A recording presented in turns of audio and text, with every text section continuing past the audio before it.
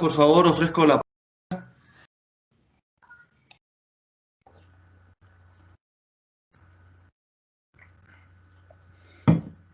¿Quién tenía la mano levantada? Por favor, tiene la palabra.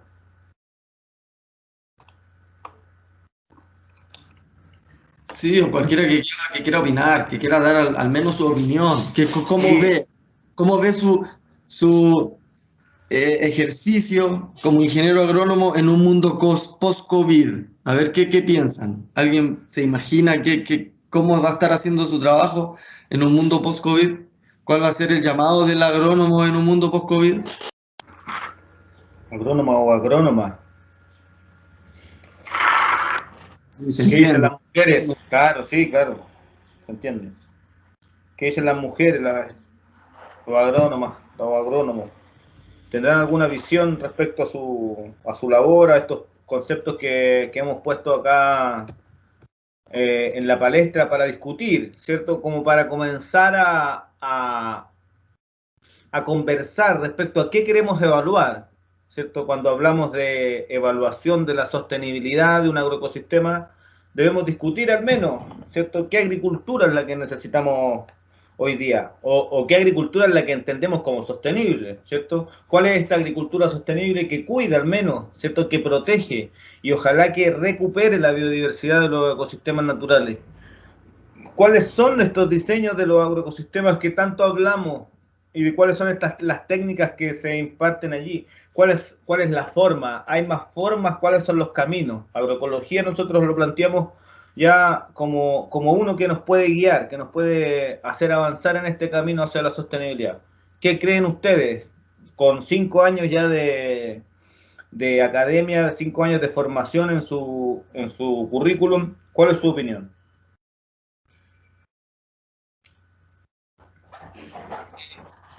Pienso en realidad que las opiniones son de distintos modelos o distintas visiones, porque cuando uno piensa en agricultura sostenible o sustentable, uno busca siempre no utilizar pesticidas o nada que sea orgánico, o sea, inorgánico. Pero si usted piensa también, el planeta cada día estamos creciendo, más personas, más bocas que alimentar.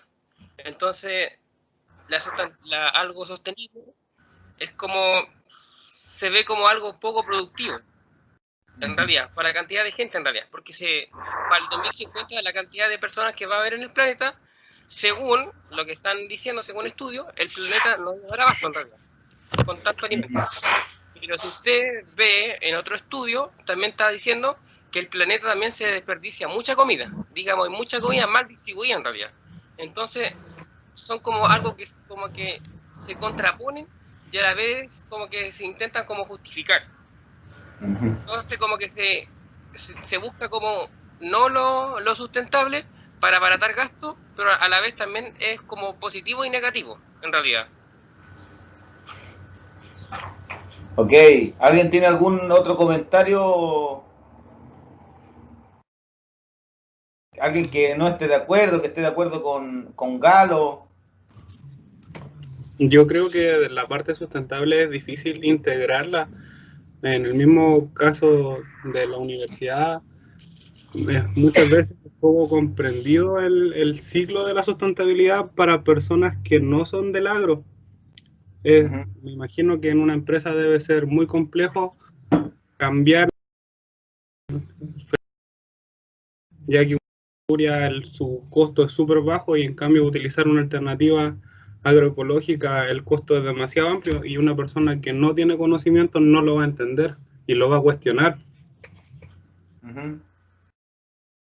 Bueno, esta es una de las instancias que ustedes están teniendo, la universidad. Les da a ustedes herramientas para discutir, para defender una idea técnica, por supuesto, una idea científica también. Ustedes están aquí para tener esa herramienta. Van a encontrar en el campo laboral, o sea, muchísimas más obstáculos que la mera incomprensión de las personas. ¿Sí? Van a necesitar de muchísimas más herramientas, créanme, como profesionales, que que solo entender o asumir el desconocimiento de las personas, pues hay otras cuestiones mucho más importantes, más allá de la técnica, que creería hoy día que están haciendo decidir cuestiones bastante importantes, sobre todo respecto a los agroquímicos, ¿cierto? Y ahí, con lo que decía Galo, también me gustaría comentar, ¿no?, que un poco son de los grandes mitos. Yo voy a hablar acá también al final, o justamente después venían unas diapositivas de cómo es esta lectura panorámica mundial que se ha instalado, ¿cierto? Y que nosotros los agrónomos pareciera que tenemos una tremenda tarea, ¿no? Nos han puesto a la agronomía siempre esta pirámide, cuando uno ve hacia arriba, tum, tum, tum, el crecimiento poblacional, y nos han puesto yo diría, este mensaje en nuestras cabezas que nos hace pensar que debemos crecer, crecer, crecer, crecer. Creería yo que lamentablemente no hay más planetas tierras para solventar este crecimiento desastroso, ¿cierto? Criminal, que realmente hoy día nos tiene como estamos. O sea, tenemos desastres naturales, tenemos cambio ambiental global, lo estamos viviendo, tenemos hambruna, tenemos graves problemas de enfermedades cardiorrespiratorias, enfermedades estomacales, producto de un montón de cargas, ¿cierto?, que el mismo sistema agroalimentario va acumulando y también depositando. En algunos sectores también bastante sesgado también esto de la población. Eso, no sé si alguien más quiere comentar algo, Ricardo, los demás estudiantes. Está buena esta conversación, ¿eh? Sí, también eso, derribar un poco el tema de los mitos. Uh-huh. Hay mucho de propaganda en esto, ¿ah? Uh-huh. Es importante ir observando las investigaciones que están saliendo últimas. Yo me refiero a los últimos 5, últimos 10 años. Los paradigmas agronómicos están completamente cambiados, ¿cierto? Podemos hablar, por ejemplo, de la déficit de polinización como el aspecto, ¿cierto?, actual más importante en el rendimiento de los cultivos, ¿cierto?, pudiendo alcanzar hasta diferencias en un 100% en el rendimiento, solo considerando déficit de polinización. O sea, ya vamos a salir de este paradigma donde lo importante era tener el suelo desnudo, aplicar el pesticida, ¿cierto?, tener el monocultivo, poder aplicar los correctos fertilizantes. Hoy en día, la suma de todos esos no alcanza a ser más importante que solo el proceso de la polinización. Entonces, son esos aspectos científico-técnicos los que hay que estudiar. O sea, nosotros, como bien decía Ángel, somos profesionales que tenemos formación universitaria. O sea, si vamos a hablar de aspectos técnicos que tienen que ser a partir desde la ciencia. Entonces, si vamos a hablar de agroecología, siempre a partir desde la ciencia, no desde la creencia, ¿cierto? Es un mito que los sistemas agroecológicos sean menos productivos, ¿cierto? Al revés, ¿cierto? De hecho, si uno hace... está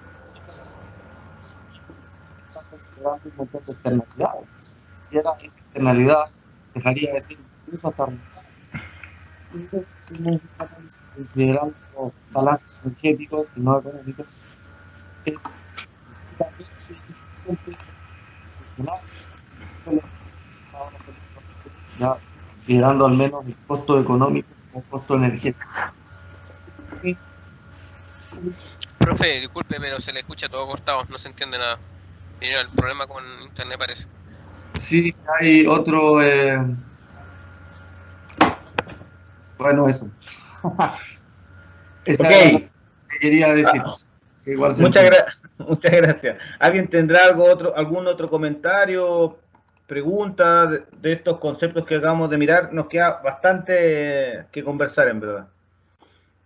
Pero les pido, por favor, si alguien tiene alguna duda y va quedando una duda en la diapositiva y es preciso, pueden interrumpir, ¿sí? A ver si que esto le hace más sentido y así no están esperando hasta el final para hacer una pregunta o comentario, ¿ya? Si alguien necesita interrumpirla o decir hoy, puede levantar la mano, no sé si pueda estar mirando eso, pero mejor prende su micrófono y ya. ¿Sí? ¿Comprendido? Ok, gracias. Esto es una cosa realmente... Sigo. Entonces, un poco de historia, ¿no? Para comprender de qué estamos hablando cuando hablamos de evaluación de la sustentabilidad.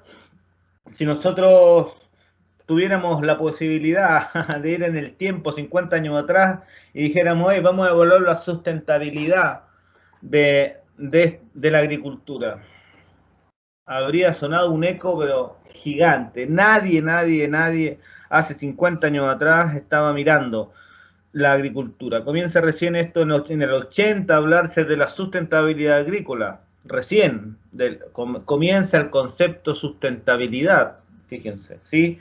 Pero la agricultura tiene mucho más historia, digamos. Podríamos remontarlo esto a 5.000 años, seguro. Nosotros vamos a hacer un breve repaso por la historia de la agricultura contemporánea, ¿cierto? Que es esta parte donde el humano, la sociedad, ha generado grandes aportes. Digo, en cuanto a tecnología, ¿cierto? Y también en cuanto al nivel de información que se ha podido recabar también. Producto de que, como todos saben, y ya lo hemos dicho en algunas diapositivas anteriores, la agricultura de por sí genera un cambio en el capital natural, en el ambiente, en nuestro entorno, en la naturaleza, ¿cierto? Lo que ha ocurrido entonces en estos 50, 70 últimos años, es lo que he mencionado acá, lo que efectivamente es correcto. Ha habido un aumento en la población humana grandísimo, hoy día son más de 7.000 millones de personas, ¿cierto? Lo que conlleva a que a este aumento en la población humana se replique, se incremente muchísimo más las necesidades de alimentos, es decir, la agricultura, también la industria, porque no es solo la agricultura, se han agregado a este sector, y no solo a este sector, a todos los otros sectores, hablamos de maderas, peces, todos los recursos naturales, una industria que se ha puesto ahí para aprovechar todo este crecimiento poblacional, para satisfacer también las demandas de este gran crecimiento poblacional, y también un comercio internacional, porque si pensamos, bueno, efectivamente siempre hubo comercio internacional a través de los barcos, desde las colonias hasta los imperios, imperio británico, imperio español, imperio norteamericano. Siempre en la historia hubo comercio internacional. Lo que ocurrió estos 50 años es que esto se volvió exponencial. Las vías de exportación se aumentaron, se triplicaron, ¿cierto? Producto de que la agricultura aumentó la industria, y aumentaron las personas, aumentaron las demandas, ¿cierto? Sin embargo, esto generó un montón de efectos ecológicos, socioecológicos, ¿cierto? Como cuando hablamos del cambio de uso del suelo, hablamos de que más de hoy día, en el 2020, más del 40% de la tierra está cubierta por agricultura. Eso es algo que no podemos imaginar los agrónomos realmente. Me gustaría que todas las personas y todas las personas que se forman en esta universidad pudieran tener la capacidad de pensarse una tierra completa, o casi más de la mitad hecha agricultura. Todo el resto son otros usos, es decir, entonces hemos transformado más del 70% de la tierra hoy día en agroecosistemas, en sistemas artificializados, es decir, sistemas hechos por el hombre. Los ecosistemas naturales, que han tenido miles de años de evolución, hoy día están deteriorados y están llevados a una ínfima parte. También se han alterado de tal manera los ciclos biogeoquímicos. Hoy día el hombre, producto de que también tiene el 40% de la agricultura, maneja el 70% de la producción primaria neta a través del uso de nitrógeno y el fósforo, ¿cierto? Hemos alterado de manera dramática el uso del nitrógeno, el ciclo natural del nitrógeno y el fósforo, ¿cierto? Y además hemos generado grandes pérdidas biológicas en todo el planeta. O sea, ya sabemos de varias especies que no van a volver a estar con nosotros. Y suma y sigue, o sea, la agricultura a nivel genético de flora, de especies, es responsable de una gran pérdida de la biodiversidad y de la diversidad genética, ¿cierto? También producto de esto mismo se han generado grandes emisiones de gases de efecto invernadero que hoy día vemos representados en el cambio climático, cambio ambiental global y las grandes pérdidas de biodiversidad. ¿Cierto? Esto no es nada nuevo, la agricultura siempre ha transformado este ambiente natural, por supuesto de manera parcializada en algunos lugares o de manera mucho más, o de una manera más, quizás menos intensa. Una gráfica preparada por Altieri, ¿cierto? Preparada por McLaren para Altieri, donde como vemos las figuras, en la medida que nosotros avanzamos, esto es teórico, es un ejercicio teórico, en la medida que avanzamos en los niveles de complejidad de cada uno de estos sistemas, si se fijan aquí a la izquierda está un bosque maduro, no sé si nosotros vemos el caso acá del bosque esclerófilo, vamos a ver 17, podemos encontrar más de 10 especies arbóreas, otras especies herbáceas, muchas especies de fauna, ¿cierto? Pero si vamos avanzando, por ejemplo, en un bosque mixto, entre forestales y no forestales, entre especies forestales, vamos incluyendo pino, eucalipto u otras también, ¿cierto? Vamos a disminuir la biodiversidad y vamos a aumentar la intensidad de manejo. Entonces, lo que quiere decir es que en la medida que aumentamos la intensidad de manejo, es decir, en la medida que vamos articulando sistemas agrícolas, como al último en el cultivo del maíz, vamos a tener una intensidad de manejo altísima, ¿cierto? Hoy día el maíz requiere de una alta intensidad de manejo y además por consecuencia, vamos a tener una pérdida también importante de biodiversidad, ¿cierto? Esto no es nada nuevo, pues la agricultura ha transformado todo lo que es la selva amazónica, la agricultura y las empresas forestales han transformado el bosque esclerófilo y han erradicado todas estas formas de vida que hoy día están cada vez más extintas, ¿cierto? Sin embargo, esto no es nada nuevo, la agricultura de la historia de la agricultura moderna dice que en 1950, ¿cierto? Comienzan a ocurrir estos cambios ya importantes, ¿cierto? En la producción agrícola.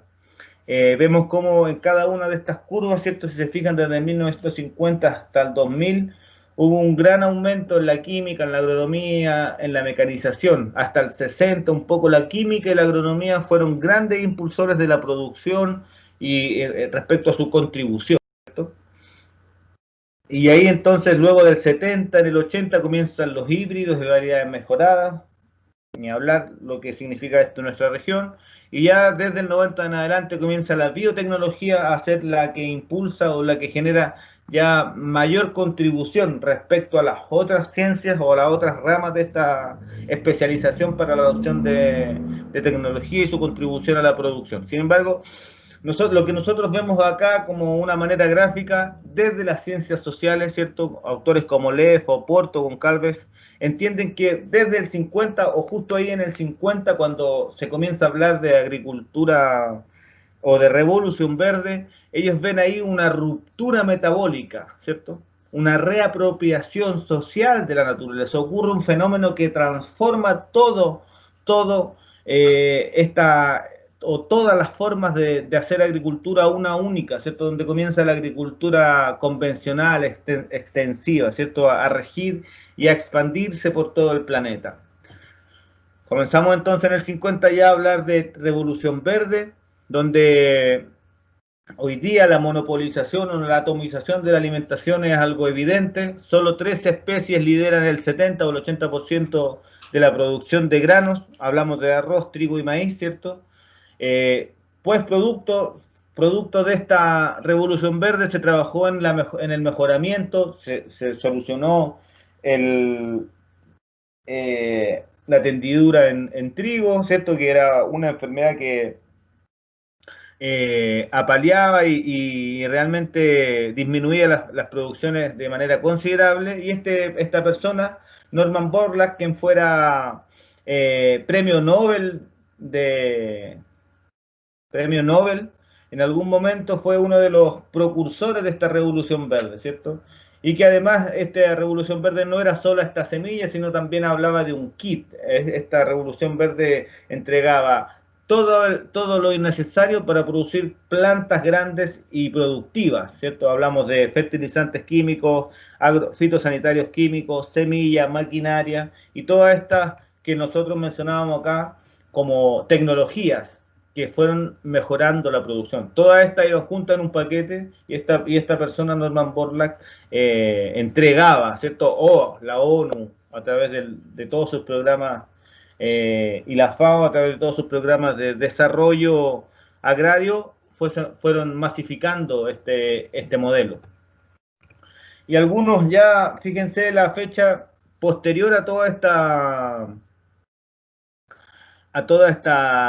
esta catarsis, a este cambio, comenzaron entonces ya después en el 2000 algunas evaluaciones, ¿cierto? De cómo efectivamente se había cuantificado. Por ejemplo, en el caso de los cereales, esta es una publicación de un geógrafo, ecólogo, que se llama Agriculture Sustainability and Intensive Production Practice, que es una producción de Nature, ¿cierto? Que es bastante conocida y súper reconocida por el mundo científico académico, pues es de lo más top, ¿cierto? Por producto de que ha seguido siendo citada y como buena fuente de información para mostrar esto, pues, como desde el 1960 hasta el 2000 efectivamente se aumentó la producción, efectivamente con las premisas que se vendió este paquete, es decir, en 1950 la Revolución Verde era vendida para alimentar a una población creciente y hambrienta, efectivamente aumentó la producción global de cereales, sí, esto es correcto, ¿cierto? Pero también, fíjense, esto está acá, la producción global de cereales en este gráfico, va de 0,8 a 2, aumentó en 1,2 veces la producción mundial global o la producción global de cereales en el mundo, ¿ya? Desde 1960 al 2000. Sin embargo, además de aumentar la producción, disminuyó la eficiencia del nitrógeno, es decir, cada vez estaba necesitando más unidades de nitrógeno para producir más y más y más cantidades o kilos de trigo, de cereales en este caso, ¿cierto? Y fíjense que la temporalidad en los ejes es la misma, va desde 1960 al 2000 y vean cómo disminuye la eficiencia en el uso del nitrógeno. Es decir, antes tenía que meter 100 para sacar 80, ahora metía esas mismas 100 y producía 20, ¿sí? Entonces la eficiencia de los suelos era, o más bien del uso de nitrógeno en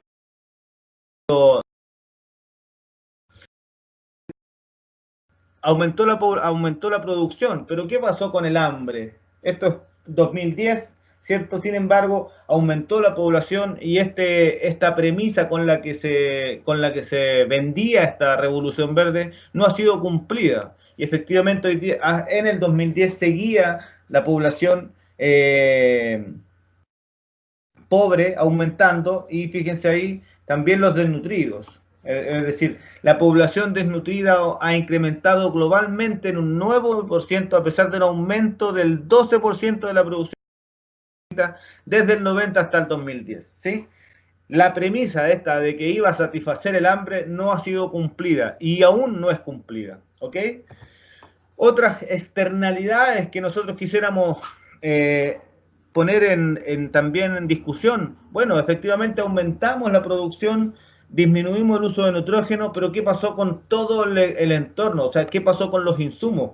También aumentaron, es decir, para aumentar nuestra producción en esta pendiente o en este modelo lineal positivo, ¿cierto? En esta regresión lineal, también aumenta el uso del nitrógeno, el uso del fósforo, el uso del agua también, ¿cierto? En el azul está el nitrógeno, en rojo el agua y en verde el fósforo. Si se fijan, ha tenido también una pendiente totalmente exponencial casi el nitrógeno, fíjense, desde 1960 al 2000, y es producto de esta transformación, de esta apropiación del ciclo del nitrógeno a través de la revolución verde y de la fijación artificial del nitrógeno hecha por Norman Borlaug también, y del proceso de Haber y Bosch, ¿cierto? Eso también es historia, ¿no?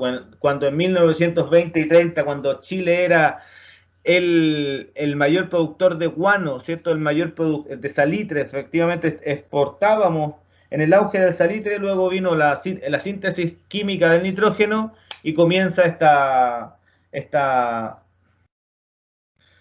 tremenda crecida de fertilizantes nitrogenados y fosforados. También aumentó la producción, fíjense, hasta antes del 50 toda la producción en la tierra era sin fitosanitarios.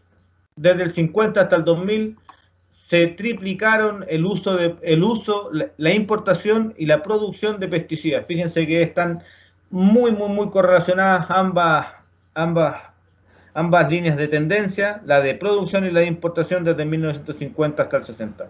En el 50 se comienza a producir, fíjense que casi que en el 45, post Segunda Guerra Mundial, y ya en el 55 la importación, es decir, la demanda desde otros lugares, no los de origen o de confección de esto, estaban solicitando ya la compra de estos productos para aumentar esta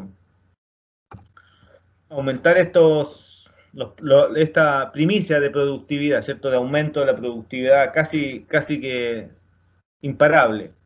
Bueno, pero no solo esto ya viene teniendo varios problemas, no solo el uso, sino también la resistencia al insecticida amenaza el manejo de pestes y enfermedades, básicamente porque desde el 1950 hasta el 2010 ha aumentado el número de especies resistentes a los insecticidas y también a los herbicidas. Esta es una gráfica que elaboraron en 2002, ¿cierto? Y que muestra cómo desde 1950, cuando habían ya 100 especies reportadas de resistencia al DDT, al organofosforado, a los carbamatos, a los piretroides, a los neonicotinoides, hoy día ya van en más de 500 especies reportadas que tienen resistencia, es decir, no pasa nada cuando hacen una aplicación de la cual algún insecto o alguna enfermedad pueda ser resistente, y entonces estamos haciendo algo que no cumple ninguna función, sino más bien puede ser perjudicial para la salud del agroecosistema en general. Entonces, hemos transformado, ¿cierto?, históricamente en estos últimos 70, en este breve repaso de la historia en el mundo. En Chile no ha sido muy distinto. Desde el 1960, desde el 75 en adelante, ha ocurrido una transformación, ni hablar del incremento de las superficies de viñedos, de paltos y de plantaciones forestales. Es realmente catastrófico en la región del Maule, en la Sexta, en la Octava también, y en la región metropolitana, como estos tres rubros han sido grandes impulsores del cambio de uso de suelo en nuestras regiones, ¿cierto? Entonces hemos visto cómo la importancia, cómo la forma en que hacemos agricultura puede afectar, ¿cierto?, de alguna forma a la eficiencia energética, algo que los agrónomos nos debiésemos preocupar, ¿cierto? Cuando nuestros sistemas agrícolas son eficientes energéticamente, básicamente estamos haciendo un trabajo de categoría, digamos. Hoy día se habla de la eficiencia energética como una cualidad que y no solo un sistema agrícola. Cuando uno compra un auto está pensando en un auto eficiente, cuando compra una máquina de cortar pasto está pensando también en la eficiencia. Si nosotros hiciéramos este mismo ejercicio para un sistema agrícola y tuviéramos la capacidad de pensar, ¿cierto?, de poder hablar, de diseñar con esta dinámica también, incorporando el conocimiento de dinámica de sistemas, que es algo que toca el profesor Enrique Misle al inicio de este curso, incorporando toda esta relación, causa-efecto y todo este conocimiento, nosotros siempre vamos a estar intentando mejorar la eficiencia energética como regla genérica, ¿cierto? Y además hemos visto cómo desde una agricultura tradicional a inicios de siglo hemos cambiado una agricultura tradicional que se caracterizaba por manejar una alta biodiversidad, ¿cierto?,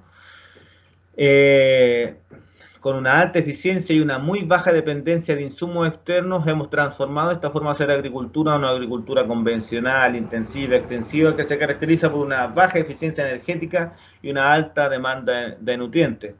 Es indudable que el manejo agrícola hoy día es casi de lo más importante respecto a lo agronómico, a la agricultura, ¿cierto? Hoy día cada cosa que hacemos tiene que estar registrada, cada cosa que hacemos en el campo, ojalá tiene que estar muy bien argumentado y muy bien respaldado. Cuando salgan al campo laboral se van a dar cuenta de esto que nosotros o que tratamos de transferirle a ustedes a través de nuestras experiencias, y vemos aquí por qué es tan importante, porque si se fijan esto es del 2017 y ha sido una actualización de otras publicaciones, de otras investigaciones, donde si se fijan, hoy día el planeta en general, y no solo los agrónomos, los ingenieros en recursos naturales, los ingenieros ambientales, están mirando esto. O sea, la gente que hoy día deja esto, la sustentabilidad al lado, fíjense, ya es algo que ni siquiera se cuestiona hoy día, ¿sí? El mercado está mirando hacia allá también. Entonces, lo que nosotros tratamos de hacer en estos cursos, en estas clases también, es darle bases a ustedes para discutir cualquier tópico que se relacione con sustentabilidad. Nosotros creemos que es preciso también entender estas cuestiones. Esta gráfica muestra algunos de los ítems donde la condición o la evaluación para la condición planetaria está en riesgo. Si se fijan, en rojo está, por ejemplo, el cambio climático, la diversidad genética, la diversidad funcional, el cambio de uso de sistema, el uso de agua fresca, el fósforo, el nitrógeno, la acidificación de los océanos. Y acá la evaluación de lo que se ha hecho hasta ahora. En verde estamos en un cuerpo, en una situación de seguridad. Fíjense que el uso de agua ya está en una situación de incerteza. El riesgo por tener agua fresca en todo el planeta comienza a ser muchísimo, muchísimo más difícil que hace 20 años atrás. Bueno, ustedes lo están evidenciando. Cada vez hay más problemas de agua en nuestro país. La diversidad genética, o sea, fíjense, está en una condición de rojo, en una condición de altísimo riesgo, de incerteza total. No sabemos qué puede ocurrir. Y en puntitos negros, fíjense, para cada variable medida o para cada ítem medido están puntitos negros el rol que cumple la agricultura. Es decir, de las tres barritas, fíjense, aquí en el nitrógeno la agricultura es casi el principal o único responsable, ¿ya?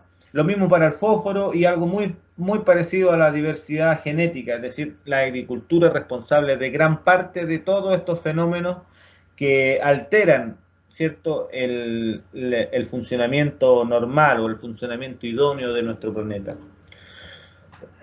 Cuando hablamos de agricultura, quizás algunos alimentos pueden tener mayor efecto. Esta es una cuantificación que salió en Science en 2018 y un poco de una forma gráfica, ¿cierto?, de poder ahí cuánto impacto tienen respecto a los gases de efecto invernadero estas industrias, ¿cierto? La industria siempre ha sabido por ustedes o por nosotros también, como la industria silvoagropecuaria es responsable de una gran cantidad, sobre todo, y yo creería que muchísimo más, los sistemas confinados, los sistemas de feedlot, ¿cierto? Como estos son responsables de una gran cantidad de emisiones de carbono, ¿cierto? Hablamos del 58%, vienen de productos animales, hablando de un porcentaje total de emisiones de carbono. Ahí hablamos de esta misma evaluación toma en consideración la carne de vaca, ¿cierto?, como una de las que genera mayor impacto respecto a su huella de carbono. Ahí están otros alimentos, puse esta tabla solo para que pudieran tener una noción de cómo hoy día se están evaluando las huellas de carbono para distintas industrias. Fíjense, carne de cordero, está por ahí, va de bajo impacto o alto impacto. Y ahí dan algunas descripciones también, si quisieran saber más de esta publicación, ahí está la cita, por Inomesec en 2018 en Science. Entonces, estas industrias, fíjense, todas son industrias de la agricultura, reemplazan, ¿cierto? O esta forma intensiva agroindustrial de hacer agricultura reemplaza todos estos componentes que nosotros habíamos visualizado en agricultura, el reciclaje de nutrientes, los distintos tipos de suelo, el agua, el clima, los reemplaza por sistemas antropogénicamente industriales como el corral de engorde, los fertilizantes sintéticos, las bombas de agua a petróleo, los plaguicidas, las abejas monoespecíficas de polinización, la mecanización con maquinaria ultra pesada, ¿cierto? Y transformamos toda esta diversidad de productos que pueda representar un agroecosistema sano en un solo paisaje de monocultivo. Y definimos a los monocultivos como allí donde se pierde, ¿cierto?, la diversidad de lugares, de las personas que allí habitan y de las múltiples formas de producir y admirar el paisaje. Eso es un monocultivo, donde se pierde este horizonte de la diversidad